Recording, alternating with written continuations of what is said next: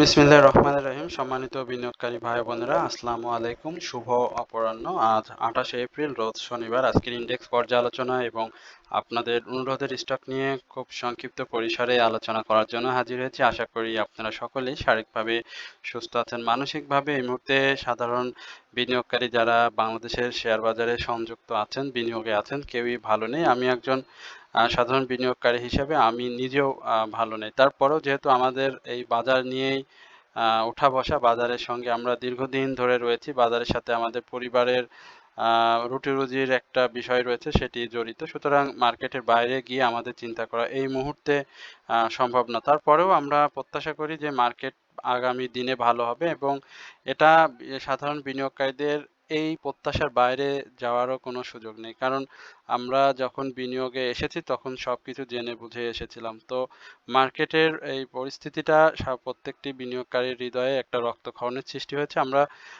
অনেক আলোচনা, অনেক ধরনের বিক্ষোভ, অনেক ধরনের নিউজ করেও আসলে দেখেছি যে মার্কেটের আসলে যে পরিস্থিতি সেটি কোনোভাবেই ভালো হচ্ছে না। গতদিনের শুধু একটি মাত্র নিউজের কারণে আপনারা দেখেছেন যে এই নিউজটার কারণে মার্কেটটাকে হঠাৎ করেই ঘুরিয়ে দেওয়া হলো এবং পরবর্তীতে আজকে আবার দেখেন যে এই মার্কেটটাকে আবারও ডাউন ট্রেন্ডে নিয়ে আসলো। অর্থাৎ একটি মানুষের ভাগ্য নির্ধারিত হচ্ছে ৩০ লক্ষ সাধারণ বিনিয়োগকারীর আহ, মানে একজন মানুষই এই ৩০ লক্ষ বা তারও বেশি আহ, সদস্যর জীবন নিয়ে ছিনিমিনি খেলছেন এই আমাদের বর্তমান যে চেয়ারম্যান রয়েছেন। তো আমরা প্রত্যাশা করি যে উনি এই বিষয়গুলো বুঝবেন এবং মানুষের যে আর্তনাদ সেটি উনি বুঝে খুব দ্রুতই এই মার্কেট নিয়ে একটা ব্যবস্থা গ্রহণ করে, অন্যথায় ওনার উচিত হবে এই মার্কেট থেকে পদত্যাগ করা এবং একজন যোগ্য ব্যক্তিকে এইখানে প্রতিস্থাপক হিসেবে দেওয়া। তো যাই হোক, আমরা মার্কেটের আজকে ডাউন ট্রেন্ড যেটি 42.67 পয়েন্টে মার্কেট নেগেটিভ হয়ে 4,952.79 এই জায়গায় অবস্থান করছে। মার্কেটের ওপেন গ্রিন ক্যান্ডেল দিয়ে হলেও মার্কেট শেষ পর্যন্ত ডাউনে এসেই কিন্তু শেষ হয়েছে। মার্কেটে আজকে টার্ন ওভারটি বৃদ্ধি পেয়েছে। আমরা দেখেছিলাম গত দিনের যে সে লেনদেন, সেখান থেকে মার্কেটের টার্নওভার 453 কোটি টাকা, অর্থাৎ গতদিন হয়েছিল 338 কোটি টাকাতে, আজকে বেশি হয় 115 কোটি টাকা লেনদেন বেশি হয়েছে। আপনার স্টকের সংখ্যা হিউজ পরিমাণে কমে গিয়েছে। আপনারা দেখেছেন মাত্র 94টি স্টক আপ ট্রেন্ডে, ডাউন ট্রেন্ড 246টি এবং আনচেঞ্জ 59টি। আজকে টপ 10 গেনার লিস্টটা যদি আমরা একটু দেখি, আমাদের হোয়াটসঅ্যাপ গ্রুপের আমরা যারা সাধারণ বিনিয়োগকারী যারা রয়েছেন তাদের আলোচনার আমরা দুইটা স্টক এখানে দেখতে পাচ্ছি। একটা হচ্ছে খান ব্রাদার্স এবং মিডল্যান্ড ব্যাংক। এই দুইটি স্টক আজকে প্রাইস অ্যাকশন করেছে, বাট বাকি আর 10টি স্টকের মধ্যে আমাদের হোয়াটসঅ্যাপ গ্রুপ মেম্বারদের বিনিয়োগের কোনো শেয়ার আমরা দেখতে পাচ্ছি না এবং যে স্টকগুলো রয়েছে স্টকগুলোর আমরা মাঝে মাঝে প্রাইস অ্যাকশনে দেখি, বিশেষ করে যে এমআরএল অয়েল মাঝে এর আগেও হল্টেড হয়েছিল, আজকেও সারাদিন সে হল্টেড ছিল কিন্তু শেষ পর্যন্ত হল্টেড ধরে রাখতে পারেনি। হয়তো আগামী দিনেও হয়তো একটু প্রাইস অ্যাকশন করার চেষ্টা করবে। যাই হোক,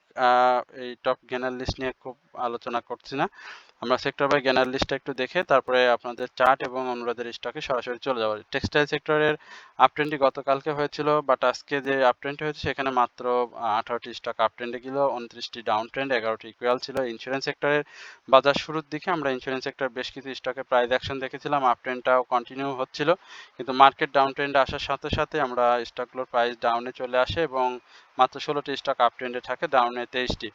এরপরে ব্যাংকিং সেক্টর চেষ্টা করছে আপট্রেন্ডে যাওয়ার জন্য, বাট সেটি করতে পারেনি, 9টি স্টক আপট্রেন্ডে, ডাউনে 16টি, ইকুয়াল 11টি। মিউচুয়াল ফান্ড, এই হচ্ছে মূলত মার্কেটের যে বিষয় সেটি। এরপরে আমরা একটু চার্টটা দেখি মার্কেটে কি ধরনের চার্ট ক্রিয়েট হয়েছে বা কোনো আশা আছে কিনা সেটা আপনাদেরকে একটু সংক্ষিপ্ত পরিসরে জানানোর চেষ্টা করছি। আমরা দেখতে পাচ্ছি মার্কেটের যে হিউজ ডাউন ট্রেন্ড, এটা দেখলে পরে গায়ের মধ্যে কাঁটা দিয়ে ওঠে যে কিভাবে 5,200 বা 5,232 এই হাই জায়গা থেকে মার্কেট কিভাবে 4,952 ক্লোজ দেয় বা কি ধরনের কি পরিমাণে প্রাইস কারেকশন হয়েছে সেটা আপনারা নিশ্চয়ই বুঝতে পারছেন। মার্কেটে বেয়ারিশ ক্যান্ডেল তৈরি হয়ে আছে। মার্কেটের আসলে পরবর্তী সাপোর্ট যে আমরা দেখতে পাচ্ছি সেটা 4,890 এই লেভেলে মার্কেটে সাপোর্ট দেখতে পাচ্ছি। এর আগেও একটা ছোট সাপোর্ট রয়েছে, বাট সেটা রেসপেক্ট করবে কিনা মার্কেটের যে ধ্বংসলীলা সেটার উপরে ডিপেন্ড করছে। মার্কেটের হিস্টোগ্রামের বার এমএসিডিতে আপনারা দেখতে পাচ্ছেন গত দিনের যে একটু ধূসর ক্যান্ডেল হয়েছিল আজকে কিন্তু সেটি গাঢ় লাল হয়েছে এবং এখান থেকে যদি আবার বড় গাঢ় লাল তৈরি হয় তাহলে তো মার্কেটে এই যে 4890 এই লেভেলে এসে সাপোর্ট নেবে, যেটি 52 সপ্তাহের আমাদের লো ছিল। আর যদি এই জায়গাতে মার্কেট সাপোর্ট না করে 4890, তাহলে কিন্তু মার্কেট 4700 আশেপাশে চলে যাবে। আল্লাহ মাফ করুক, মার্কেট যেন এইখান থেকেই ঘুরে যায় এবং সাধারণ বিনিয়োগকারীদের একটু হলেও লসটা অন্তত কাভার হোক। লাভটা তো দূরের কথা, বাট লসটা যেন একটু হলেও এখান থেকে কাভার হয়, এটি হচ্ছে আমাদের প্রত্যাশা। এরপরে আমরা একটু আপনাদের অনুরোধের স্টক নিয়ে কথা বলবো। প্রথমেই আমরা সিমেন্ট সেক্টরের একটি স্টক নিয়ে অনেকে জানতে চাইছেন, আমরা একটু ক্রাউন সিমেন্ট এই স্টকটি নিয়ে আপনার সাথে একটু কথা বলবো। ক্রাউন সিমেন্টে দেখতেই পাচ্ছেন যে সিমেন্ট সেক্টরের যে ডাউন ট্রেন্ড, সেই সেক্টর ডাউন ট্রেন্ডের সাথে আমরা ক্রাউন সিমেন্টকে প্রাইস অ্যাকশন দেখিনি। এখানে ক্যান্ডেলটা ভালো আসেনি, বাট প্রাইস অ্যাকশন হয়েছে 30 পয়সা। এখানে স্বাভাবিকভাবেই স্টকটি কারেকশন জোনে আসার চেষ্টা করছে, কারেকশন জোনে রয়েছে এবং প্রাইসটা 44 টাকা 48 পয়সা, 44 টাকা 40 পয়সা এই লেভেলে আসার একটা হ্যাঁ 44 টাকা 40 পয়সা এই লেভেলে একটা সাপোর্ট খোঁজার চেষ্টা করছে। তবে শেয়ারটি ভলিউমটা যদি গেইন করে বা ভলিউমটা যদি বৃদ্ধি পায় তাহলে প্রাইস অ্যাকশনের সুযোগ আছে। ক্রাউন সিমেন্ট আপনারা জানেন যে এবার সাধারণ বিনিয়োগকারীদের 21% মতো ক্যাশ ডিভিডেন্ড দিয়েছিল। ক্যাশ ডিভিডেন্ড হিস্ট্রি খুবই ভালো এবং ফান্ডামেন্টালি খুব ভালো একটি স্টক নিঃসন্দেহে। তবে স্টকটি সাপোর্টে রয়েছে। এই সাপোর্টটা আমার কাছে যেটি মনে হয় যে এই 44 টাকা এই লেভেলে এসে 44 টাকা 80 পয়সা থেকে 44 টাকা 40 পয়সা এই লেভেলে স্টকটি সাপোর্ট নিয়ে আবারও মুভমেন্টে যাবে। আর যদি সাপোর্টটাকে ভেঙে ফেলে তাহলে কিন্তু 52 সপ্তাহের যে লোটি রয়েছে 43 টাকা, সেই জায়গায় আমরা এই স্টকটিকে দেখতে পাবো। সুতরাং যাদের কাছে রয়েছে অবশ্যই আপনারা বিনিয়োগের ক্ষেত্রে এই বিষয়গুলো মাথায় রেখে আপনারা বিনিয়োগ করবেন। এরপরে আমরা ইন্স্যুরেন্স সেক্টরের বেশ কিছু স্টক রয়েছে। Bangladesh general insurance company limited এই স্টকটি দেখতে পাচ্ছেন। স্টকটি প্রাইস দেখতে পাচ্ছেন ক্যান্ডেল প্যাটার্ন ভালো আসেনি এবং এই ভালো না আসার যে কারণ সেটিও আপনারা জানেন যে মার্কেটে যে বললাম যে আপট্রেন্ড আমরা একটু দেখেছিলাম, ইন্স্যুরেন্স সেক্টরও আপট্রেন্ডে যাচ্ছিল এবং সেই আপট্রেন্ডটা আসলে মার্কেট ক্লোজ হওয়ার সাথে সাথে কিন্তু ডাউন ট্রেন্ডে চলে আসে। এখানে যদি স্টকটি 32 টাকা 80 পয়সার উপরে আজকে ক্লোজ দিতে পারতো, যেখানে সে হাই করেছিল 33 টাকা 70 পয়সা, স্বাভাবিকভাবে আমরা এখানে একটা আগামী দিনে মার্কেট পজিটিভ থাকলে আমরা হয়তো একটা প্রফিট টেকিং সুযোগ পেয়ে যেতাম বা অনেকে হয়তো প্রফিট টেক করতে পারতেন, যেহেতু স্টকটি আমরা 30 টাকা এই লেভেলে ডাউন ট্রেন্ডে আসতে দেখেছিলাম। তো এখন দেখতে হবে যে মার্কেটের যে পরিস্থিতি সেই পরিস্থিতি অনুযায়ী শেয়ারটি ডাউন ট্রেন্ডে আসে কিনা বা সাপোর্ট নেয় কিনা, যেহেতু এর আগেও স্টকটি এই ধরনের জায়গা থেকে ঘুরে গিয়েছে বা এই ধরনের সাপোর্ট থেকে সে আপ ট্রেন্ড করেছে। তো আশা করি যে মার্কেট যদি কালকে ভালো থাকে তাহলে হয়তো স্টকটি আপ ট্রেন্ডে যাবে, আর না হলে সে আবারও আমি বলবো যে 52 সপ্তাহের যে লো রয়েছে 30 টাকা, সেই জায়গাটি যে সে কিছুদিন আগে ঘুরে এসেছে সেইখানে আসার একটা সম্ভাবনা এই স্টকটিরও রয়েছে। তো এই হচ্ছে Bangladesh general insurance company limited নিয়ে আমার সংক্ষিপ্ত আলোচনা। এরপরে ডাচ বাংলা ব্যাংক, আপনার ডাচ বাংলা ব্যাংক নিয়ে অনেকে জানতে চাচ্ছেন, আমরা একটু ডাচ বাংলা ব্যাংকের কি অবস্থা দেখে আসি। ডাচ বাংলা ব্যাংক ভালো প্রাইস অ্যাকশন করেছে, খারাপ বাজারেও 2 টাকা 1 টাকা 40 পয়সা গত দিনেও প্রাইস অ্যাকশন করেছিল এবং গত দিনের হাইয়ের উপরে ক্লোজ দিয়েছে। স্বাভাবিকভাবেই আপনারা জানেন যে এটি একটা প্রফিট টেকিং জোনে যাওয়ার চেষ্টা করছে এবং বিনিয়োগকারীদের হয়তো প্রফিট টেকিং এর খুব সহজেই সুযোগ পেয়ে যাবেন। স্টকটি 48 টাকা বা 46 টাকার যে জোনটি ছিল, ব্রেকআউটের প্রয়োজন ছিল, সেটি কিন্তু সে সাকসেসফুলি ব্রেকআউট দিয়েছে এবং স্টকটি যদি 50 টাকার উপরে ক্লোজ দিতে পারে তাহলে কিন্তু স্টকটি আমরা 52 টাকা এই লেভেলে দেখব। স্টকটির আরএসআই বাড়ারও অনেক জায়গা রয়েছে, হিস্টোগ্রামের বার, এমএসিডি, মুভিং অ্যাভারেজ সবকিছুতে বাই সিগন্যাল চলে এসেছে। সুতরাং ব্যাংকিং সেক্টরের যে মুভমেন্ট আমরা ছোট ছোট পাচ্ছি সেই মুভমেন্টে বা ডাচ বাংলা ব্যাংকে আমরা 50 টাকায় একটা প্রফিট টেকিং জোন হিসেবে পেয়ে যাব এবং এটাকে যদি ব্রেকআউট করে তাহলে 52 টাকা এই লেভেলে ডাচ বাংলা ব্যাংক যাবে। এরপরে বিএসসি পিএলসি আমরা একটু দেখি বিএসসি পিএলসির কি অবস্থা। বিএসসি পিএলসি ক্যান্ডেলটি ভালো করেছে স্বাভাবিকভাবেই, 1 টাকা 50 পয়সা প্রাইস অ্যাকশন করেছে, ভলিউমটা পায়নি ভলিউমটা গেইন করতে হবে। গত দিনের উপরে ক্লোজ করেছে, সে ছোট ছোট ভাবেই মুভমেন্ট করার চেষ্টা করছে। এর আগেও সে ছোট ছোট মুভমেন্ট দিয়ে প্রাইস অ্যাকশন করেছে। এখানে একটা কথা বিশেষভাবেই বলি, 125 টাকা যে সরি 129 টাকা 50 পয়সার যে হাইটি ছিল, এই হাইটাকে ব্রেকআউট করতে হবে বিএসসি পিএলসি কে। তো এটা যদি ব্রেকআউট করে তারপরে আমি বলবো যে স্টকটিতে এন্ট্রি নিলে সাধারণ বিনিয়োগকারীদের একটা ভালো প্রফিট টেকিং এর সুযোগ হবে। আর যারা 122 টাকা বা 125 টাকা এই লেভেলে, 24 টাকা এই লেভেলে বাই করেছেন, তারা অবশ্যই 129 টাকা এই জায়গা থেকে প্রফিটটা টেক করে নেবেন। আরএসআইটা বাড়ার যদিও জায়গা রয়েছে, বাট মার্কেট পরিস্থিতি যেহেতু স্টেবল না, আমি বলবো যে প্রফিটে থাকলে অবশ্যই প্রত্যেকটা বিনিয়োগকারীর উচিত হবে শেয়ার থেকে প্রফিট টেক করে আবারও একটু কারেকশন জোন যেহেতু মার্কেটে চলছে, কারেকশন জোন বলবো না, এটা মার্কেটের একটা রোগ। এই রোগ যেহেতু এখনো ভালো হচ্ছে না, ভালো হওয়ার সম্ভাবনাও দেখছি না, তো এই রোগে যখনই আবার আক্রান্ত হয়ে যাবে তখন আবার এন্ট্রি নিলে ভালো প্রফিট পাবেন। এরপরে কে অ্যান্ড কিউ, আমরা এই স্টকটির একটু বর্তমান কি অবস্থা সেটা আপনাদেরকে জানানোর চেষ্টা করব, এবং তার আগে আমরা রবিকে দেখতে পাচ্ছি। একটু রবির যেহেতু আমার হোয়াটসঅ্যাপ গ্রুপের অনেক মেম্বাররা আসলে অনুরোধ করে থাকেন, যার কারণে আমার একই স্টক বারবার নিয়ে আপনাদের সাথে কথা বলতে হয়। রবিতে আমি এর আগেও কথা বলেছিলাম, আবারও এটি কথা বলতে হচ্ছে। আপনারা রবি দেখতে পাচ্ছেন যে একেবারে তার যে লো, এই যে 24 টাকা 80 পয়সা গতদিন করেছিল, আজকে কিন্তু প্রায় সেই জায়গাতেই গিয়েছিল, 24 টাকা 90 পয়সায় গিয়েছে। তো এই সাপোর্টটা যে সে ধরে রাখতে পারবে কিনা সেটি কিন্তু খুব লক্ষণীয় বিষয়।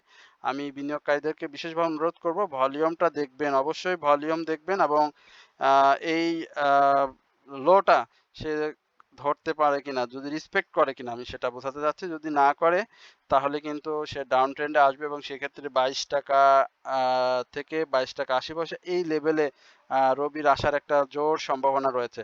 আশা করি আপনারা আমার আলোচনা বুঝতে পারছেন, এবং আমি কি বলতে যাচ্ছি সেটাও আপনারা বুঝতেছেন। এই বিষয়গুলো মাথায় রেখে আপনারা শেয়ারটিতে বিনিয়োগে আসবেন, এবং আমি বলবো যে যদি মুভমেন্টে আসে সেক্ষেত্রে অবশ্যই 26 টাকার উপরে একটা ক্লোজ আমরা প্রত্যাশা করছি। সেই 26 টাকায় যদি স্টকটি আপনারা পান তাহলে আপনারা শেয়ারটিতে এন্ট্রি নেবেন। আদারওয়াইজ এই মুহূর্তে আমি বলবো যে শেয়ারটি থেকে আপনারা এন্ট্রি না নিয়ে কালেকশন জোন টাকে ধরে আপনারা অপেক্ষা করবেন।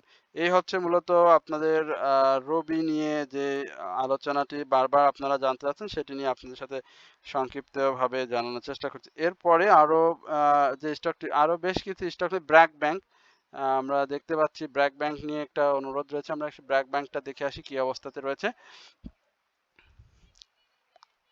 হ্যাঁ, ব্র্যাক ব্যাংকের অবস্থা কি বলবো, আজকে তো ডাউনে চলে গেল। গত দিনের একটা গ্রিন ক্যান্ডেল দেখেছিলাম, 50 পয়সা করেছিল, বাট গতদিনে ভলিউম ছিল না। আজকে একটু ভলিউমটা পেয়েছে, 11 লক্ষ ভলিউম হয়েছে। আশা করি স্টকটি 50 টাকার উপরে অবশ্যই একটা ক্লোজ দিতে হবে, সেটি সব থেকে ভালো হয় 50 টাকা 50 পয়সার উপরে একটা ক্লোজ, এবং সেটা যদি দিতে পারে তাহলে আমরা স্টকটি 52 টাকা 50 পয়সা এই লেভেলে দেখবো। যেহেতু ব্যাংকিং সেক্টর একটা চেষ্টার মধ্যে আছে, আমরা প্রত্যাশা করি যে, এবং একই সঙ্গে শেয়ারটিতে বাই সিগন্যালও রয়েছে।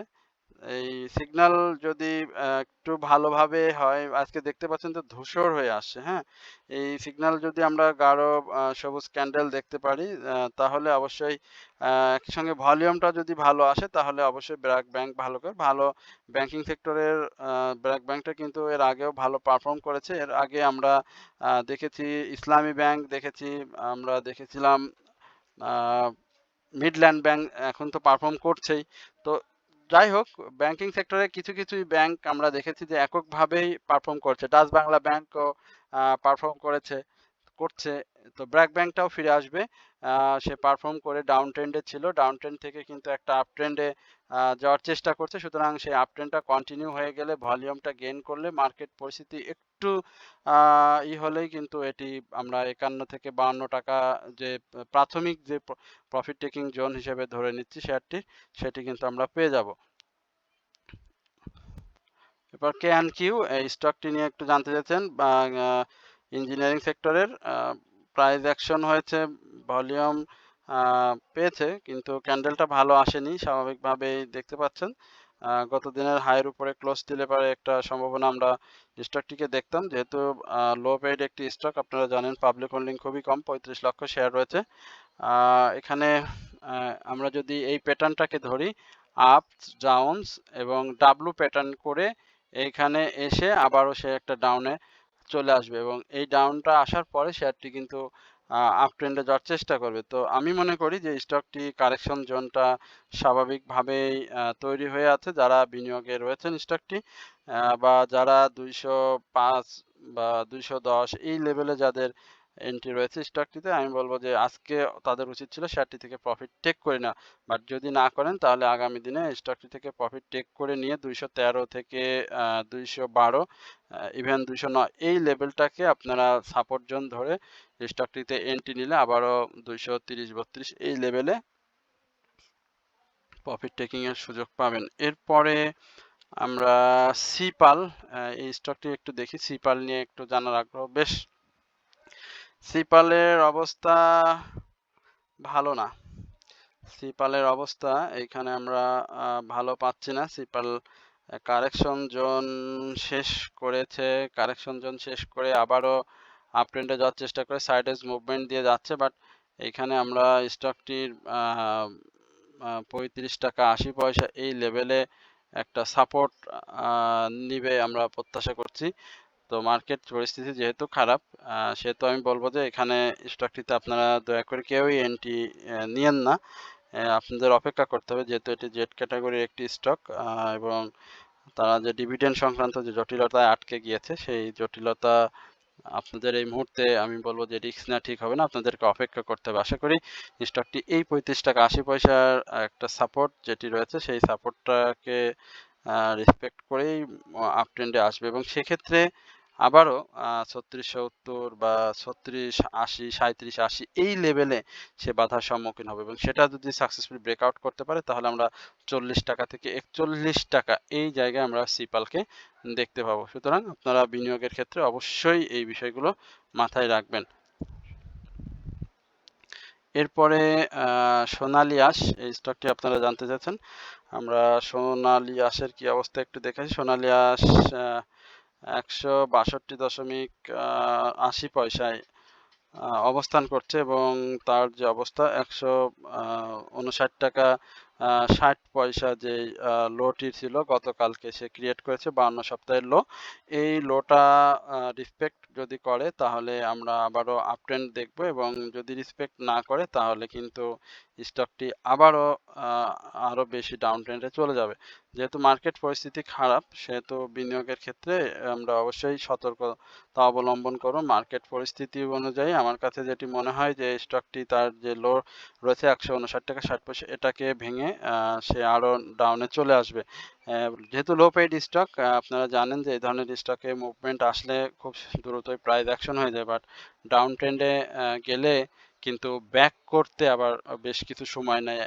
তো এখানে আমরা দেখব যে আগামী দিনে সে এখানে সাইডওয়েজ মুভমেন্ট নেয় কিনা। এর আগেও দেখেছেন যে এই ধরনের জায়গা থেকে সে সাইডওয়েজ মুভমেন্ট নিয়ে কিন্তু আপ ট্রেন্ডে গিয়েছিল এবং আবার ডাউন ট্রেন্ডে এসে আপ ট্রেন্ডে এসে ডাউন ট্রেন্ডে আবার সাইডওয়েজ মুভমেন্ট।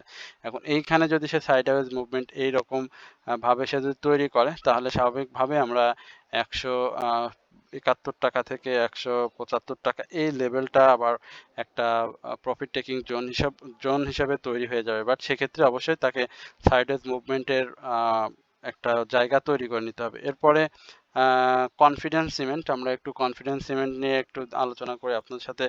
কনফিডেন্স সিমেন্টের অবস্থা গত দিনের যে হাইটি ছিল আমরা দেখেছিলাম যে শেয়ারটি প্রাইস অ্যাকশন করার জন্য চেষ্টা করছে, গত দিনেও সে করতে পারেনি এবং আজকেও সে গত দিনের যে হাই তার নিচে ক্লোজ দিয়েছে। স্বাভাবিকভাবে এখানে আমরা কারেকশন জোন হিসাবে স্টকটিকে বিবেচনা করছি এবং স্টকটি 49 টাকা 80 পয়সা এই লেভেলে এসে সাপোর্ট নেবে এবং সেটা যদি সে রেসপেক্ট করে তাহলে খুবই ভালো, না হলে স্টকটি ডাউনে চলে যাবে।